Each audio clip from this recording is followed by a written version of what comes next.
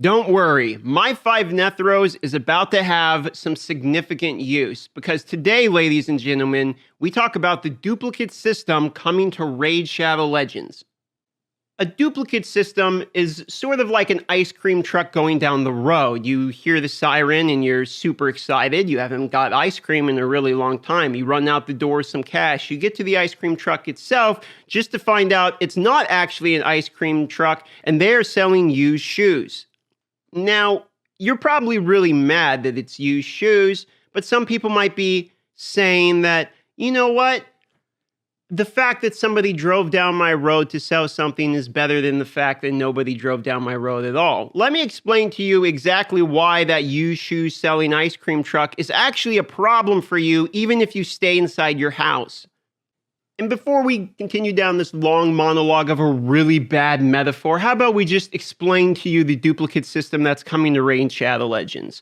Yes, one is in fact coming. And yes, we have a timeline. Yes, I do believe their timeline. They say within 6 months or so, give or take just a little bit, little soon TM mixed in there, that we're going to be seeing a duplicate system. And they told us both what it's not going to be as well as what it is going to be. Now, if we know there's one thing Plarium likes to do, and this isn't just the salty bastard within me saying this, it's Plarium likes to monetize new improvements to the game in order to basically use a cash grab attempt at something we've all been asking to come into the game anyway. For instance, player versus player interaction has been desperately requested, so we got clan versus clan, which is instead the booking tournament. Okay, it's used the most expensive part of the game in order to interact with another player.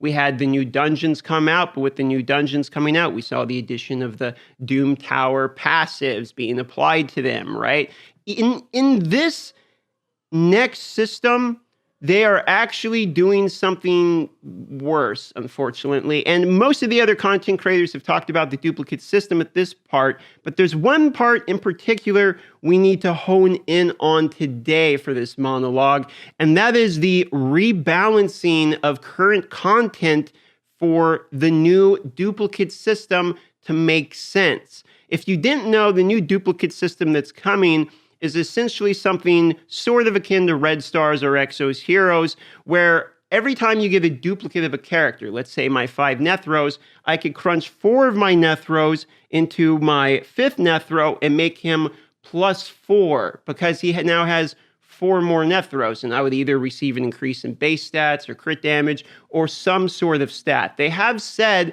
that you're essentially going to be using your duplicates to power up one of the versions of that character. So imagine you're in arena. Your problem is you're receiving Sifis that are too fast. Now there's a Sifi that's +5 because he's had 5 Sifis and her base speed is 30% higher.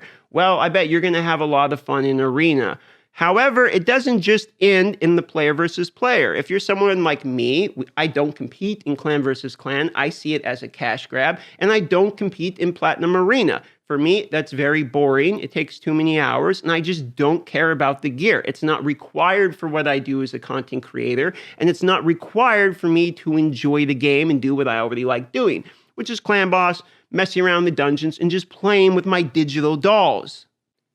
Even super casual people like me are going to be affected. We can see this for a fact because they stated it. If we actually look here at the duplicate legendary system response, shout out to Chofly Elite for making this beautiful Excel spreadsheet, and we enhance on the bottom, there's a sneaky little line there that states, however, we can go back and readjust other areas of the game based upon this new duplicate system.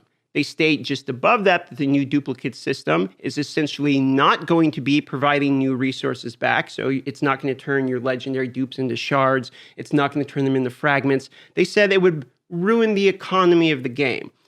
There is no economy of the game when there is no trading with players and there's only a static 300 players in Platinum Arena.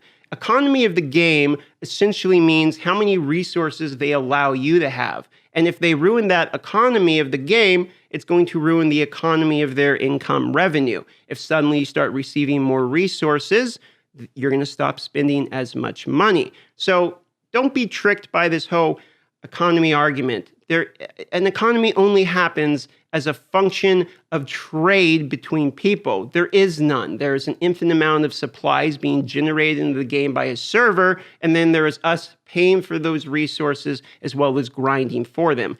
That is the economy. So the argument that even giving players something that, in my opinion, they've already earned by getting a duplicate legendary, giving them resources back would ruin the economy is a false argument. On top of this, the fact that they want to go back and readjust previous areas of the game shows that they're continuing to do what they didn't learn from things like clan versus clan, which is add something in name only people are asking for, a duplicate system, a clan versus clan, but then monetize it in a way that is extremely expensive in order to balance out the economy. I would argue since clan versus clan came out, they've seen an uptick in revenue generated, not a downtick in revenue generated, especially since clan versus clan is monetized based upon the most expensive part of the game, which, as we all know, is books. It is not wrong to monetize new content in a game.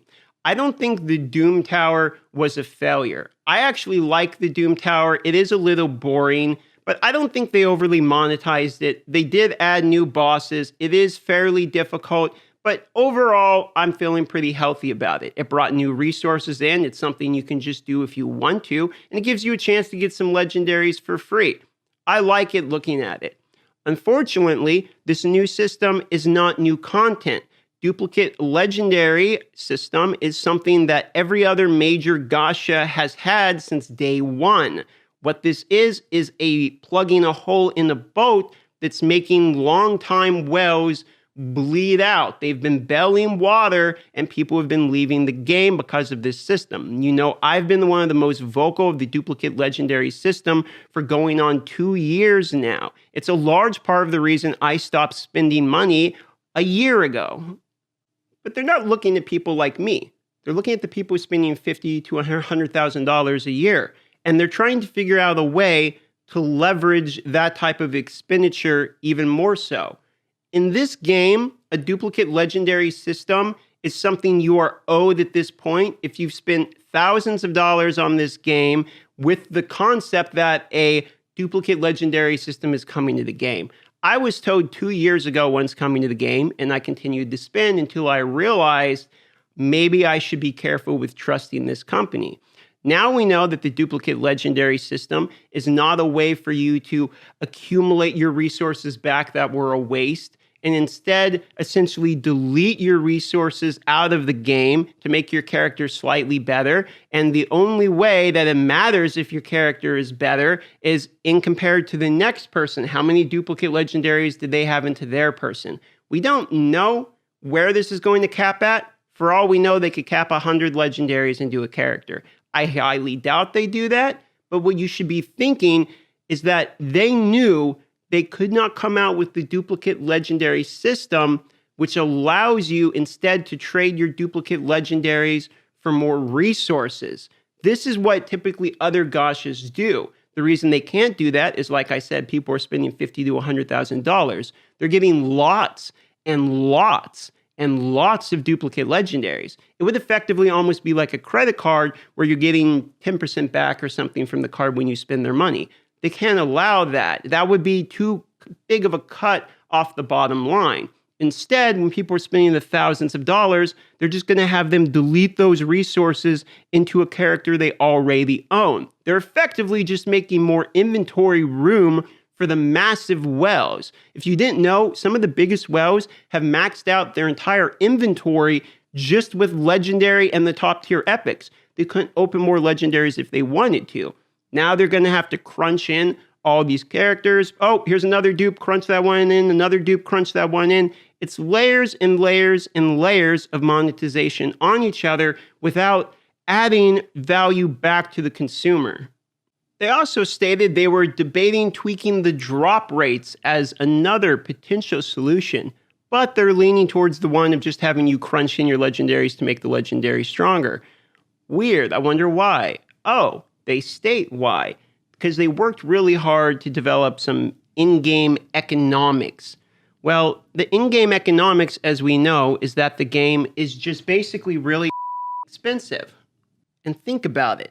the holy grail for them of monetization is to have you pull legendaries, keep 200 void shards to get to your pity, 220 void shards to get to your pity, just to get a duplicate legendary, just to crunch that duplicate legendary into another legendary.